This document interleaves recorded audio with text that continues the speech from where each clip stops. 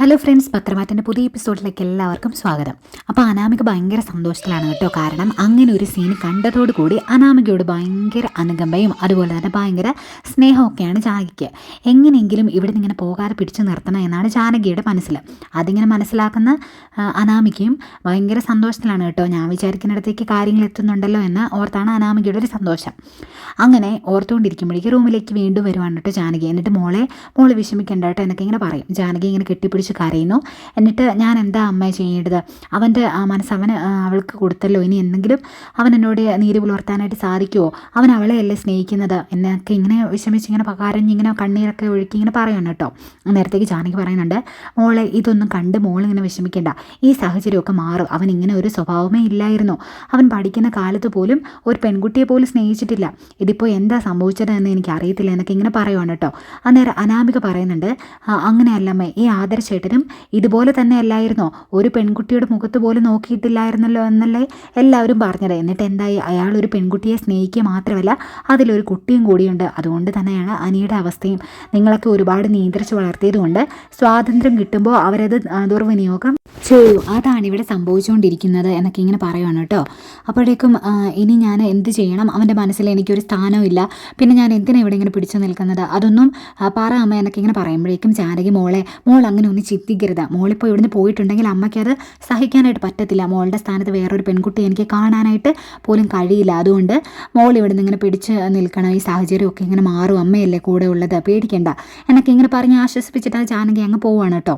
പോയി കഴിയുമ്പോഴേക്കും അനാമിക മനസ്സിലിങ്ങനെ ഓർക്കുക, ഇതേതായാലും നന്നായി, ഇനി എന്നെ ഇവിടെ പിടിച്ചു നിർത്താനായിട്ട് വേണ്ടി നല്ല വിലപിടിപ്പുള്ള സമ്മാനങ്ങളൊക്കെ അവർ തരുമായിരിക്കും എന്നോർത്ത് ഇങ്ങനെ സന്തോഷിച്ചിരിക്കുകയാണ് കേട്ടോ അനാമിക. ഈ സമയം എല്ലാം ഇങ്ങനെ ഭയങ്കര ടെൻഷൻ അടിച്ച് കനകയും ഗോവിന്ദനും നന്ദുവും ഇങ്ങനെ വരുന്നത് നോക്കിയിരിക്കുകയാണ് കേട്ടോ. അന്നേരം നന്ദു വരും. അന്നേരം നന്ദുവിനോട് ചോദിക്കുന്നുണ്ട്, മോളെ എങ്ങനെയാ അനിയെ കണ്ടു കിട്ടിയോ എന്ന് ചോദിക്കുമ്പോഴേക്കും അവനെ കണ്ടു കിട്ടി. അവനൊരു ആൽത്തറയുടെ ചോട്ടിൽ പോയി കിടക്കുമായിരുന്നു. ഞാൻ അവനെ കണ്ടെത്തി ആദർശേട്ടൻ്റെയും നയനേച്ചിയുടെയും കൂടെ ഇങ്ങനെ പറഞ്ഞു വിട്ടിട്ടാണ് വരുന്നത്. പിന്നെ ഞാൻ അച്ഛനോടും അമ്മയോടും ഒരു കാര്യം പറയാം, ഇനി ഒരിക്കലും എനിക്ക് അവനോട് പിണങ്ങാനായിട്ട് പറ്റത്തില്ല, അവനെ മാറ്റി നിർത്താനായിട്ട് സാധിക്കില്ല. അങ്ങനെ എന്തെങ്കിലും സംഭവിച്ചിട്ടുണ്ടെങ്കിൽ അവൻ എന്തൊക്കെയാണ് ചെയ്ത് കൂട്ടുന്നതെന്ന് പിന്നെ എനിക്ക് പറയാനായിട്ട് പറ്റത്തില്ല. എന്തെങ്കിലും സംഭവിച്ചു പോയിട്ടുണ്ടെങ്കിൽ അതിൻ്റെ കുറ്റബോധം എന്നിൽ നിന്ന് പോകില്ല. അതുകൊണ്ട് ഞാൻ ഇനി അവൻ ഫോൺ വിളിക്കുമ്പോൾ എടുക്കും, അവനോട് സംസാരിക്കുക എന്നൊക്കെ ഇങ്ങനെ പറയുവാണ് കേട്ടോ. അന്നേരം ഗോവിന്ദൻ പറയുന്നുണ്ട്, ഇങ്ങനെ ഒരു സാഹചര്യത്തിൽ മോൾ ഫോൺ എടുക്കുന്നത് കൊണ്ട് തെറ്റൊന്നുമില്ല, പക്ഷേ അനിയോട് സംസാരിക്കുമ്പോഴും കാണുമ്പോഴും ഒന്നും അവനൊരു പ്രതീക്ഷ കൊടുക്കുന്ന രീതിയിൽ മോൾ പെരുമാറരുത് എന്നിങ്ങനെ പറയുമ്പോഴേക്കും നന്ദു പറയുന്നുണ്ട്, അതൊന്നും എനിക്കറിയില്ല, ഏതായാലും അവനെ കാണുമ്പോൾ ഞാൻ സംസാരിക്കും, ആട്ടി ഓടിക്കാനോ അല്ലെങ്കിൽ മോശമായിട്ട് പെരുമാറാനോ ഒന്നും ഞാൻ നിൽക്കില്ല എന്നിങ്ങനെ പറയണം. എല്ലാവരോടും ഇങ്ങനെ സങ്കടം ഞാൻ കണ്ടതാണ്, ആദർശേട്ടനെ നയനേച്ചിയോ അതുപോലെ അനന്തപുരിയിൽ എല്ലാവരും ഇങ്ങനെ വിഷമം ഞാൻ കണ്ടതാണ്. അങ്ങനെ ഒരു സാഹചര്യത്തിലേക്ക് ഞാനായിട്ട് ഇനി കൊണ്ടെത്തിക്കുകയില്ല എന്നൊക്കെ ഇങ്ങനെ പറഞ്ഞിട്ട് നന്ദു അങ്ങോട്ടങ്ങ് പോവാണ് കേട്ടോ. പോയി കഴിയുമ്പോഴേക്ക് കനകയ്ക്കാകെ സങ്കടമാക്കുവാണേ. അപ്പം അന്നേരം ഗോവിന്ദൻ പറയുന്നുണ്ട്, ഇതൊന്നും ഓർത്ത് നീ വിഷമിക്കേണ്ട, കാരണം നമ്മുടെ മോള് തെറ്റൊന്നും ചെയ്തിട്ടില്ല. അനി ഇങ്ങനെ പുറകെ നടക്കുമ്പോൾ അവൾ പിന്നെ എന്താ ചെയ്യേണ്ടത്, അതുകൊണ്ട് മോളിനി നീ വഴക്ക് പറയാനൊന്നും നിൽക്കണ്ട എന്ന് ഗോവിന്ദൻ ഇങ്ങനെ പറയുവാണ് കേട്ടോ. പിന്നീട് നയനയാണ് കാണിക്കുന്നത്. നയന ഇങ്ങനെ ആദർശനോട് ഇങ്ങനെ വരുമ്പോഴേ നവ്യ നയനയോട് ഇങ്ങനെ വന്ന് ചോദിക്കുകയാണ്, നീ എന്തൊക്കെയാണ് പറഞ്ഞുകൊണ്ടിരിക്കുന്നത്, ഇത്രയും കാലം നീ ഭയങ്കര ന്യായീകരണമായിരുന്നല്ലോ നന്ദുവിൻ്റെ കാര്യത്തിൽ, ഇപ്പോൾ അവൾ ചെയ്ത് വെച്ചിരിക്കുന്നത് എന്താണെന്ന് നീ കണ്ടില്ലേ എന്ന് ചോദിക്കും. അന്നേരം നയന പറയുന്നുണ്ട്, അത് ഏത് സാഹചര്യത്തിലാണ് സംഭവിച്ചത് എന്നൊന്നും എനിക്കറിയത്തില്ലല്ലോ, അതുകൊണ്ട് അതിനെപ്പറ്റി ഞാനൊന്നും പറയുന്നില്ല എന്ന് പറയുമ്പോഴേക്കും നവ്യ പറയുന്നുണ്ട്, ഏത് സാഹചര്യമാണെന്ന് എനിക്ക് നന്നായിട്ട് മനസ്സിലായിട്ടുണ്ട്, അവന് കണ്ട് പഠിക്കുന്നത് ആദർശേട്ടനെയാണ്, അതുകൊണ്ടാണ് അവൻ ഇങ്ങനെയെല്ലാം ചെയ്യുന്നത് എന്ന് പറയുമ്പോഴേക്കും നയന ചോദിക്കുന്നുണ്ട്, നന്ദുവിൻ്റെ അനിയുടെയും കാര്യം സംസാരിക്കുമ്പോൾ എന്തിനാണ് ആദർശേട്ടനെ ഇങ്ങനെ എടുത്തിരുന്നത്, ആ രീതിയിൽ സംസാരിക്കേണ്ട കാര്യം എന്താണ് എന്ന് ചോദിക്കുമ്പോഴേക്കും ആദർശ് പറയുന്നുണ്ട്, നീ സംസാരിച്ച എനിക്ക് കുഴപ്പമൊന്നുമില്ല, നീ പറഞ്ഞു വരുന്നത് അവൻ എന്നെ പോലെയാണ് എന്നല്ലേ, അങ്ങനെ ആയതുകൊണ്ടാണ് അവന് സ്നേഹിച്ച പെണ്ണിനെ ആത്മാർത്ഥമായിട്ട് സ്നേഹിക്കുന്നത്, ഇപ്പോഴും അവനെ കൈവിടാനായിട്ട് പറ്റാത്തത്. അന്ന് എനിക്ക് നന്ദുവിനെയാണ് ഇഷ്ടമെന്ന് പറഞ്ഞപ്പോൾ ആ കല്യാണം മുടക്കി, അവൻ്റെ കല്യാണം മുടക്കി നന്ദുവായിട്ടുള്ള വിവാഹം നടത്താനായിട്ട് ഞാൻ ശ്രമിച്ചതാണ്. അന്ന് ഇടവും വലവും നിന്ന് എതിർത്തത് നിങ്ങൾ രണ്ടുപേരുമാണ്, അതിൻ്റെ പരിണിത ഫലമാണ് ഇപ്പോൾ ഈ കാണുന്നത് എന്നൊക്കെ ഇങ്ങനെ പറയുമ്പോഴേക്കും ഭയങ്കര പുച്ഛമാണ് കേട്ടോ. അപ്പം നവിക്ക് ഏതായാലും അവരിങ്ങനെ സംസാരിച്ചുകൊണ്ട് നിൽക്കുമ്പോഴേക്കും അങ്ങോട്ടേക്ക് അഭി വരും. അന്നേരം നയന പറയും, ആ ചേച്ചിയുടെ കണ്ണിൽ ഇവനാണല്ലോ ഇപ്പോൾ മിസ്റ്റർ ക്ലീൻ എന്നിങ്ങനെ പറയുമ്പോഴേക്കും അത് ഇവൻ തന്നെയാണ്, ഏതായാലും ചേട്ടനേക്കാളും അനിയനേക്കാളും ഭേദം ഇവൻ തന്നെയാണ് എന്നിങ്ങനെ പറയുവാണ് പറയുവാണ് കേട്ടോ.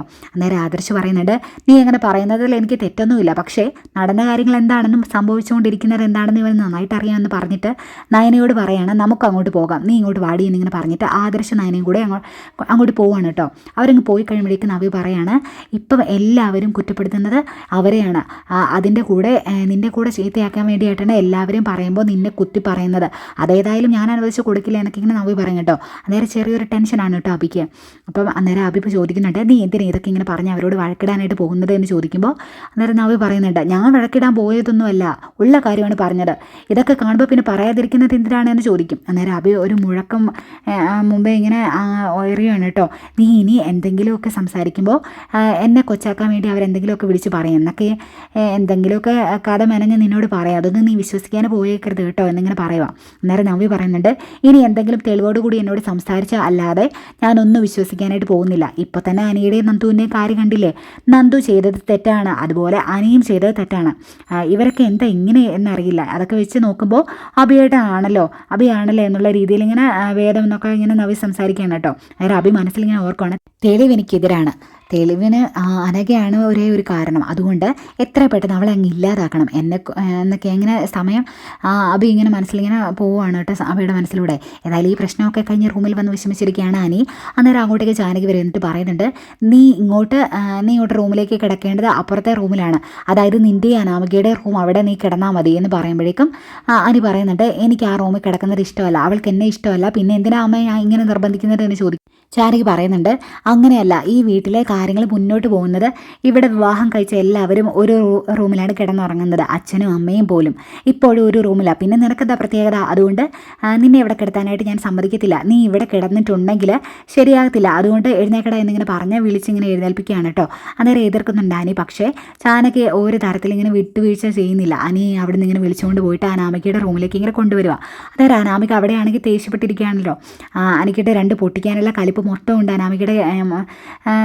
അനാമികയ്ക്ക്. ഏതായാലും അങ്ങോട്ട് ചെന്ന് കഴിയുമ്പോഴേക്കും ജാനകി ഇങ്ങനെ പറയുന്നുണ്ട്, ഇതാണ് ഇനി തൊട്ട് നിങ്ങളുടെ റൂം, അതുകൊണ്ട് നീ ഇവിടെ കിടക്കാവുള്ളൂ എന്ന് പറയുമ്പോഴേക്കും അനാമിക പറയുന്നുണ്ട്, എന്തിനാ അമ്മ അവനെ നിർബന്ധിച്ച് ഇങ്ങോട്ട് കൊണ്ടുവിടുന്നത്, അവൻ അപ്പുറത്തെ റൂമിൽ ഇപ്പോൾ തന്നെ പോയി കിടന്നോട്ടെ, എങ്കിലല്ലേ രാത്രി മൊത്തം അവളെ വിളിക്കാനായിട്ട് പറ്റുള്ളൂ എന്ന് പറയും. അന്നേരം ജാനകി പറയും, അങ്ങനെ പറയരുത്, അങ്ങനെ പറഞ്ഞിട്ടുണ്ടെങ്കിൽ നിങ്ങൾ ഇനിയും അങ്ങ് അകന്നു പോകും, അങ്ങനെ അകന്നു പോകാതിരിക്കണമെങ്കിൽ ഇങ്ങനെ ഒരു റൂമിൽ താമസിച്ചാൽ മതി, ഇനി ഇവനെ ഒന്ന് മര്യാദ പഠിപ്പിക്കാൻ പറ്റുമോ എന്ന് ഞാനൊന്ന് നോക്കട്ടെ, എടാ മര്യാദയ്ക്ക് അടങ്ങി ഒതുങ്ങി ഈ മോളുടെ കൂടെ ഈ റൂമിൽ തന്നെ താമസിച്ചോണം എന്നൊക്കെ ഇങ്ങനെ പറഞ്ഞിട്ട് ജാനകി അങ്ങോട്ടങ്ങ് പോവാണ് കേട്ടോ. ഏതായാലും ജാനകി അങ്ങ് പോയതിന് ശേഷം അനാമികയ്ക്ക് ചോദിക്കുന്നുണ്ട്, നീ എന്തിനാ ഈ റൂമിലേക്ക് വന്നത്, എനിക്ക് നിൻ്റെ മുഖം കാണുന്നത് പോലും ഇഷ്ടമല്ല, അതുകൊണ്ട് ഈ റൂമിൽ നിന്ന് നീ ഇറങ്ങിപ്പോ എന്നിങ്ങനെ പറയും. അന്നേരം അനി ചോദിക്കുന്നുണ്ട്, നിനക്കിത് നേരത്തെ പറയാമല്ലായിരുന്നോ എന്നെ നിനക്ക് ഇഷ്ടമല്ല എന്ന്, എനിക്ക് നന്നായിട്ടറിയാം, എന്നിട്ട് പിന്നെ നീ എന്തിനാ അമ്മയുടെ മുമ്പിൽ ഇങ്ങനെ ഒരു നാടകം കളിക്കാനായിട്ട് നിൽക്കുന്നത് എന്ന് ചോദിക്കും. അന്നേരം അനാമിക പറയുന്നുണ്ട്, അതൊക്കെ എൻ്റെ കാര്യം, ഏതായാലും എനിക്ക് നിൻ്റെ മുഖം കാണുകയും വേണ്ട, നിൻ്റെ കൂടി ഈ റൂമിൽ കഴിയുകയും വേണ്ട, അതുകൊണ്ട് ഈ നിമിഷം ഈ റൂമിൽ നിന്ന് ഇറങ്ങിപ്പോണം, പോടാ എന്നിങ്ങനെ പറഞ്ഞ് ഭയങ്കരമായിട്ട് ഇങ്ങനെ ദേഷ്യപ്പെടുവാണ് കേട്ടോ. അന്നേരം അനി പറയുന്നുണ്ട്, നിൻ്റെ കൂടെ ജീവിക്കാൻ എനിക്ക് ഒട്ടും താല്പര്യമില്ല, ഈ റൂമിൽ കഴിയുന്നത് എനിക്ക് ഇഷ്ടമല്ലാത്ത കാര്യമാണ്, പക്ഷേ അമ്മ പറഞ്ഞത് നീ കേട്ടില്ല എന്ന് ചോദിക്കും. അന്നേരം അനാമിക, അമ്മ എന്ത് പറഞ്ഞാലും എനിക്കറിയേണ്ട കാര്യമില്ല, ഇറങ്ങിപ്പോടാ ഈ റൂമിൽ നിന്ന് എന്നിങ്ങനെ പറഞ്ഞ് അവിടെ ഒരു ബെൽറ്റ് എടുത്ത് ഇങ്ങനെ വെച്ചേക്കുമായിരുന്നു. ആ ബെൽറ്റ് എടുത്ത് അനിയുടെ തലങ്ങും വിലങ്ങും ഇങ്ങനെ തല്ലും കേട്ടോ. അന്നേരം ആ തല്ലും കൊണ്ടുകൊണ്ട് നല്ല മാന്യമായിട്ട് നിൽക്കും, അച്ഛ എന്നൊക്കെ ഇങ്ങനെ പറഞ്ഞ് തല്ലും. അന്നേരം അത് കേട്ടുകൊണ്ട് ഇങ്ങനെ നിൽക്കുന്നുണ്ട് ആശാൻ. നേരത്തേക്ക് ഇത് കണ്ടുകൊണ്ട് ഇങ്ങനെ അങ്ങോട്ടേക്ക് ആദർശ നയനെ ഇങ്ങനെ വരുവാണ് കേട്ടോ. അന്നേരം നീ എന്തായി ചെയ്യുന്നതെന്ന് ചോദിക്കുമ്പോഴേക്കും, നിങ്ങൾ കണ്ടില്ലേ മര്യാദയ്ക്ക്, അല്ലെങ്കിൽ ഞാൻ അടിച്ചിവനെ ഇവിടെ നിന്ന് ഇറക്കി വിടുക എന്നൊക്കെ ഇങ്ങനെ പറയുവാണ്. എന്നിട്ട് നയനയോടായിട്ട് പറയുന്നുണ്ട്, നിൻ്റെ അനിയത്തിയുടെ കൂടെ കിടന്ന് ഇവനെ ഈ റൂമിൽ താമസിപ്പിക്കാൻ ഞാൻ ഉദ്ദേശിച്ചിട്ടില്ല എന്നൊക്കെ ഇങ്ങനെ പറയുമ്പോഴേക്കും, ദേ അനാവശ്യമില്ലാത്ത പറയരുത്, പറഞ്ഞിട്ടുണ്ടെങ്കിൽ നീ എൻ്റെ കയ്യിൽ നിന്ന് മേടിക്കുമെന്ന് പറയുമ്പോഴേക്കും, എന്നാ ഒന്ന് കാണാലോ, നീ എൻ്റെ ദേഹത്തൊന്ന് തൊട്ട് നോക്കുക, ബാക്കി ഞാൻ കാണിച്ചു തരാം എന്നൊക്കെ ഇങ്ങനെ പറയുവാണ് കേട്ടോ. അന്നേരം അങ്ങോട്ടേക്ക് അനി ഇങ്ങനെ പറയുന്നത്, ഇറങ്ങിപ്പോടാ അല്ലെങ്കിൽ നിന്നെ ഇനിയും ഞാൻ തല്ലുമെന്ന് പറയുവാണ് കേട്ടോ. അന്നേരം അത് കേട്ടുകൊണ്ടാണ് ദേവേനെ അങ്ങോട്ട് വരുന്നത്. അന്നേരം ദേവേനെ അങ്ങനെ തല്ലാനാണെങ്കിൽ നീ തല്ലടി, ഞാനൊന്ന് കാണട്ടെ എന്ന് പറഞ്ഞ് ദേവേനെ അതിനകത്ത് ഇങ്ങനെ ഇടപെടുന്നു കേട്ടോ. അന്നേരം അനാമിക പറയുന്നുണ്ട്, ആര് പറഞ്ഞാലും ശരി അവനെ ഈ റൂമിൽ കിടത്താനായിട്ട് ഞാൻ സമ്മതിക്കത്തില്ല, പിന്നെ ഇവനെ തെറ്റ് ചെയ്തിട്ട് കാര്യമൊന്നുമില്ല, ഈ ചേട്ടൻ്റെ അനിയനല്ലേ ഇവൻ, അപ്പോൾ ഇതൊക്കെ തന്നെ സംഭവിക്കുള്ളൂ, കണ്ടോൾമാരുടെ കൂടെ ഇവൻ കറങ്ങിയത് തെറ്റു പറയാനൊന്നും പറ്റത്തില്ല എന്നൊക്കെ ഇങ്ങനെ പറയുക. അന്നേരം ഇത് കേൾക്കുന്ന നയനക്ക് ഇഷ്ടപ്പെടുന്നില്ല. അന്നേരം നയന പറയുന്നുണ്ട്, ആദർശേട്ടനെ എന്തെങ്കിലും പറഞ്ഞിട്ടുണ്ടെങ്കിൽ നീ എൻ്റെ കയ്യിൽ നിന്ന് വാങ്ങിക്കും, നിൻ്റെ തലയടിച്ച് പൊളിക്കും എന്ന് പറയുമ്പോഴേക്കും എങ്കിൽ നീ ഒന്ന് തൊടടി കാണിച്ചു തരാമെന്നിങ്ങനെ പറഞ്ഞ് അപ്പോൾ ഇത്രയൊക്കെ കണ്ടുകൊണ്ട് നിൽക്കുന്ന അനി അനാമിക ഇങ്ങനെ തല്ലാനായിട്ട് ചെല്ലുവാണ് കേട്ടോ. നേരത്തേക്ക് ആദർശ് നീ എന്നെ ഈ കാണിക്കുന്നതെന്ന് പറഞ്ഞ് ഇങ്ങനെ അനി ഇങ്ങനെ വിളിച്ചുകൊണ്ട് ഇങ്ങനെ പുറത്തേക്ക് പോവുക. കഴിയുമ്പോഴേക്കും ദേവാനി പറയുന്നുണ്ട് ഇവളെ ഇതല്ല ഇതിനപ്പുറം ചെയ്യും. കാരണം ഇവളുടെ അച്ഛനും അമ്മയും ഇവളും ആരൊക്കെയാണ് ഇവളുടെ ചരിത്രം എന്നാണെന്നൊക്കെ നമുക്ക് അറിയാവുന്ന കാര്യമല്ലേ എന്നിങ്ങനെ പറയും. അന്നേരം നയനയും ഇങ്ങനെ പറയുമ്പോഴേക്കും പറയടി നീ എൻ്റെ ചരിത്രം പറ, എന്തൊക്കെയാണെങ്കിലും പറ, എനിക്കൊന്ന് പുല്ലുമില്ല എന്നിങ്ങനെ പറഞ്ഞ് പറയുകയാണ്. അന്നേരം എന്നിട്ട് ദേവയാനിയോട് പറയുക നിങ്ങൾ ഇവളെ ഈ വീട്ടിലോട്ട് കയറി വന്ന സമയത്ത് എങ്ങനെയാണ് കണ്ടിരുന്നത് എന്ന് എനിക്ക് നന്നായിട്ട് അറിയാം. പുഴുത്ത പട്ടി കയറി വരുന്നത് പോലെയല്ലേ ഇവളെ കണ്ടിരുന്നത്, അങ്ങനെയല്ലേ നിങ്ങൾ അവളോട് പെരുമാറിയിരുന്നത്, പിന്നെ നിങ്ങൾ എന്തിനാ എന്നോടിപ്പോൾ പറയാൻ വരുന്നത് എന്നൊക്കെ ഇങ്ങനെ ചോദിക്കുമ്പോഴേക്കും ദേവയാനി പറയുന്നുണ്ട് അതെ എനിക്ക് അന്നൊരു തെറ്റുപറ്റി, എൻ്റെ മരുമകളെ ഞാൻ അങ്ങനെ തന്നെയാണ് കണ്ടിരുന്നത്. പക്ഷേ ഇന്ന് എൻ്റെ മോളെ ഞാൻ എന്നെ ജീവന തുല്യം സ്നേഹിക്കുന്നുണ്ട്. അന്ന് എൻ്റെ മകളെ തള്ളിക്കളഞ്ഞിട്ട് ഞാൻ നിന്നെയാണ് സ്നേഹിച്ചത്. ഈശ്വര ഇതുപോലെ ഒരു പാമ്പിനെയാണല്ലോ പാല് കൊടുത്തത് എന്നൊക്കെ ഇങ്ങനെ സ്നേഹിച്ചത് എന്നൊക്കെ ഇങ്ങനെ ഓർക്കുമ്പോഴേക്കും എനിക്ക് വിഷമമാണ് എന്നൊക്കെ ഇങ്ങനെ പറയും കേട്ടോ. അന്നേരം അനാമിക ഇങ്ങനെ പറയുന്നുണ്ട് തിരിച്ചു പറയണം കേട്ടോ. അന്നേരം ദേവേരി തിരിച്ചു പറയാണ് നിന്നെപ്പോലെ ഒരുത്തിയും ഞാൻ കണ്ടിട്ടില്ല, നാണം കെട്ടവളെ, നിൻ്റെയും നിൻ്റെ കുടുംബക്കാരുടെയും ചരിത്രം മൊത്തം എനിക്കിപ്പോൾ അറിയാം. ഈ വീട്ടിലേക്ക് വലിഞ്ഞു കയറി വന്ന നായ ഇപ്പം ആണ്. ആ നായ്ക്ക് ഇപ്പം പേ പിടിച്ച് ഇവിടെ കിടന്ന് ബഹളം വെക്കുവാണ്. അതുപോലത്തെ ഒരു തെരുവ് നായ എന്താ ചെയ്യേണ്ടത് എന്ന് ഞങ്ങൾക്കറിയാം എന്നൊക്കെ ഇങ്ങനെ പറഞ്ഞിട്ട് ദേവയാനി അങ്ങ് ഇറങ്ങി പോവാണ് കേട്ടോ. അപ്പം നയനോട് പറയുന്ന അത്രയും ഇതിൽ ദേവയാനി ഇങ്ങനെ പറയാൻ പറ്റത്തില്ലല്ലോ, അതിൻ്റെ ഇങ്ങനെ ഒരു ഇതുണ്ട് കേട്ടോ. കടിച്ച് പിടിച്ചിങ്ങനെ നിൽക്കുവാണ്. ദേവയാനി അങ്ങ് ഇറങ്ങി പോകുന്നത് ആ ഡോർ അങ്ങ് വലിച്ച് അടയ്ക്കും. എന്നിട്ട് അന്നേരം ദേഷ്യത്തോടെ ദേവയാനി നയനെ ഇങ്ങനെ തിരിഞ്ഞു നോക്കി നിൽക്കുമ്പോഴാണ് ഇതിനുശേഷം ആദർശ നയനെ അങ്ങനെ സംസാരിക്കുന്നുണ്ട്. അന്നേരം ആദർശ നയനോട് ഇങ്ങനെ ചോദിച്ച് ഇതൊക്കെ കണ്ടിട്ട് നിനക്കെന്താ തോന്നുന്നത്, നീ എന്താ ഒന്നും പറയാത്തത് എന്ന് ചോദിക്കുക. അന്നേരം നയന പറയുന്നുണ്ട് ഞാൻ എന്താ സംസാരിക്കേണ്ടത്, നന്ദു എന്താ ഇങ്ങനെയൊക്കെ പെരുമാറുന്നത് എന്ന് എനിക്ക് മനസ്സിലാകുന്നില്ല, അവളെ നമ്മളെ കാര്യങ്ങളെല്ലാം പറഞ്ഞ് മനസ്സിലാക്കിയിരുന്നതല്ലേ എന്ന് ചോദിക്കും. അന്നേരം ആദർശ് പറയുന്നുണ്ട് അവളൊരു SI അല്ലേ, എന്നിട്ടും എന്താ അവൾ ഈ രീതിയിൽ പെരുമാറിയതെന്ന് എനിക്കും അങ്ങ് ഉൾക്കൊള്ളാനായിട്ട് പറ്റുന്നില്ല എന്നിങ്ങനെ ആദർശ് ഇങ്ങനെ പറയുവാണ് കേട്ടോ. അന്നേരം നയന പറയുന്നുണ്ട് എന്തൊക്കെയാണെങ്കിലും അനിയുടെ കാര്യം ഓർക്കുമ്പോൾ എനിക്ക് വിഷമമാവുകയാണ്, എന്തെങ്കിലും എപ്പോഴെങ്കിലും വിഷമം തോന്നിയല്ലോ, നല്ല കാര്യം. അന്നേരം ആദർശ് പറയുന്നുണ്ട് ഇനിയിപ്പോൾ ഈ വിഷമം മാറണമെങ്കിൽ ഒരേ ഒരു മാർഗ്ഗമേ ഉള്ളൂ, അനാമികയും ഇനി അടുപ്പിക്കാനായിട്ട് ആരും ശ്രമിക്കേണ്ട കാര്യമില്ല. അവൾ അങ്ങനെ ആകെയാണെങ്കിൽ എങ്ങനെയാണെങ്കിലും അവൻ്റെ ജീവിതത്തിൽ നിന്നും അവളെ ഇറക്കി വിടണം, എങ്കിലേ ഇനിയൊരു സമാധാനം അവന് കിട്ടുകയുള്ളൂ എന്നിങ്ങനെ പറയുവാണ് കേട്ടോ. അന്നേരം നയന ഇങ്ങനെ വിഷമിച്ച് ഇങ്ങനെ നിൽക്കുവാണ്. അന്നേരം ആദർശ് പറയുന്നുണ്ട് അതല്ല, നമ്മൾ ഇനിയും അവരെ തമ്മിൽ ഒന്നിപ്പിക്കാനായിട്ട് ശ്രമിച്ചിട്ടുണ്ടെങ്കിൽ ഇതുപോലുള്ള ഇൻസിഡൻറ്റ് അവരുടെ റൂമിൽ ഇനിയും നടക്കും. ഇന്നിപ്പോൾ നമ്മൾ അവനെ ബെൽറ്റ് എടുത്ത് അടിക്കുന്നതാണ് ചെയ്യുന്നത്, നമ്മളിനി കണ്ടു. ഇനിയിപ്പോൾ ചിലപ്പോൾ നിയന്ത്രണം വയ്ക്കാനായിട്ട് സാധിച്ചില്ല എന്നൊക്കെ വരും. അവൾക്ക് എന്തെങ്കിലും സംഭവിച്ചിട്ട് പോയിട്ടുണ്ടെങ്കിൽ പിന്നെ അവൻ ക്രിമിനലാണ്, മീഡിയ അത് എടുത്തിട്ട് ആഘോഷിക്കും, അവൾ ചെയ്തത് ഒന്നും ആരും കണക്കാക്കില്ല, എല്ലാവരും അനാമികയുടെ പക്ഷത്തെ നിൽക്കുള്ളൂ എന്നൊക്കെ ഇങ്ങനെ പറയുന്നുണ്ട് കേട്ടോ. അന്നേരം ആനി ഇങ്ങനെ വിഷമിച്ചാണ് കേട്ടോ അടുത്ത അപ്പുറത്തുള്ള റൂമിൽ വന്നിങ്ങനെ ഇരിക്കുന്നത്. എന്നിട്ട് നന്ദുവിനെ ഇങ്ങനെ വിളിക്കുന്നുണ്ട്. അപ്പം നന്ദു ഇങ്ങനെ ഫോൺ എടുക്കുന്നില്ല കേട്ടോ, എടുക്കണോ വേണ്ടോ എന്നിങ്ങനെ ആലോചിച്ച് ഇങ്ങനെ ഇരിക്കുവാണ് നന്ദു. എന്തെങ്കിലും അത് കട്ടായി പോകും. അന്നേരം രണ്ടുപേർക്കും ഇങ്ങനെ സങ്കടമാകുന്നുണ്ട്. വീണ്ടും നമ്മുടെ നയനെ ആദർശം തന്നെ സംസാരിക്കുന്ന കാണിക്കുന്നു. അന്നേരം ആദർശനോട് നയന ഇങ്ങനെ പറയുന്നുണ്ട് ഇതിന് എങ്ങനെയെങ്കിലും ഒരു പരിഹാരം കാണണം, എനിക്ക് നാളെ ഒന്ന് വീട് വരെ പോകണം എന്ന് പറയുമ്പോഴേക്കും ആദർശ് ചോദിക്കും എന്തിനാണ് ഇപ്പോൾ വീട്ടിലോട്ട് പോകുന്നത് എന്ന് ചോദിക്കും. അന്നേരം നയന പറയാണ് അവിടെ ചെന്നിട്ട് നന്ദുവിന് ഇനി താക്കീത് കൊടുക്കണം. അന്നേരം ആദർശ് പറയുന്നുണ്ട് ഇതിൽ നന്ദുവിനെ നമുക്ക് തെറ്റു പറയാനൊന്നും പറ്റില്ല, കാരണം അവൾ ദേഷ്യപ്പെട്ടതുകൊണ്ട് അനി ആരോടും സംസാരിക്കാതെ ഫോൺ പോലും സ്വിച്ച് ഓഫ് ചെയ്ത് അവിടെ ആൾത്തറയിൽ ഇങ്ങനെ പോയി കിടന്നത്. അവനെ കാണാതായ നിമിഷം തൊട്ട് നമ്മൾ അവളെ വിളിക്കുന്നതാണ്. സ്വാഭാവികമായിട്ടും അവൾ കാരണമാണല്ലോ എന്ന് ഓർത്ത് അവൾക്കൊരു കുറ്റബോധം തോന്നിക്കാണും. അന്നേരം തൊട്ട് അവളും നന്നായിട്ട് ടെൻഷൻ അടിക്കാൻ തുടങ്ങുകയും അങ്ങനെ അവനെ അന്വേഷിക്കാനായിട്ട് ഓടി നടക്കുകയൊക്കെ ചെയ്തതാണ്. പിന്നീട് കണ്ടുപിടിച്ചപ്പോൾ അവൾക്ക് കുറ്റബോധം കാണും, കാരണം നിയന്ത്രണം വിട്ട് കാണും. അവളൊരു പെണ്ണല്ലേ എന്ന് ആദർശ് ചോദിക്കുകയാണ് കേട്ടോ. അത്രയും കൂടി ഇങ്ങനെ തോന്നിയുള്ള നയനയ്ക്ക്. ഏതായാലും ഇതെല്ലാം കേട്ടിങ്ങനെ ആകെ ടെൻഷനോടെ ഇരിക്കുന്ന നയനെ കാണിച്ചുകൊണ്ടാണ് ഇന്നത്തെ എപ്പിസോഡ് വൈൻഡപ്പ് ചെയ്യുന്നത്.